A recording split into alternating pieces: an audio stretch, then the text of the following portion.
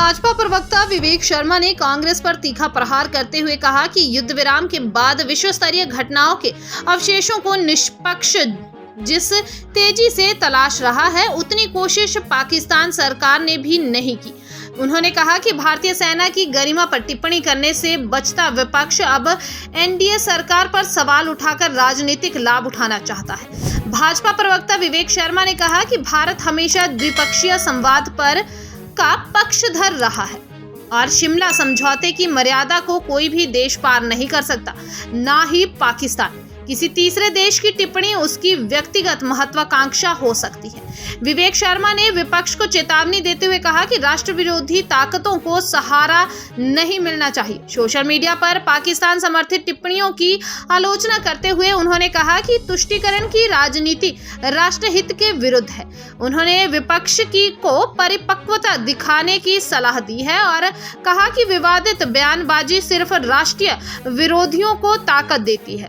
युद्ध विराम के पश्चात विश्व स्तरीय घटना के अवशेषों को भारत का विपक्ष जितनी तत्परता से तलाश रहा है उतनी तत्परता से हमले में मारे गए पाकिस्तानी दहशतगर्दों के अवशेषों को पाकिस्तान की सरकार भी नहीं ढूंढ रही है। भारतीय सेना के गौरव और अनुशासन पर टिप्पणी करने से बचता हुआ विपक्ष अब एनडीए की सरकार के ऊपर प्रश्न खड़े करने की राजनीति तलाश रहा है।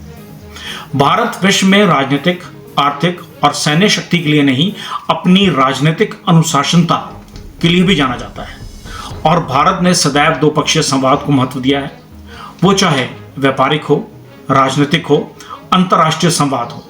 भारतीय जनता पार्टी इस बात को सुनिश्चित करती है कि द्विपक्षीय बातचीत भारतीय विदेश नीति का अभिन्न स्तंभ है।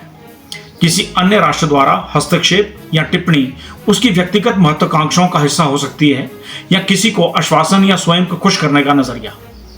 शिमला समझौता दो राष्ट्रों के बीच हुआ है, समझौते का उल्लंघन तो पाकिस्तान भी नहीं कर सकता। यह अलग बात है कि रोने के लिए वो कंधा किसी का भी तला सकता है। राष्ट्र के भीतर पनप रही देशद्रोही ताकतों को सहारा ना मिले, यह उतना ही महत्वपूर्ण है जितना देश के दुश्मन के साथ लड़ना।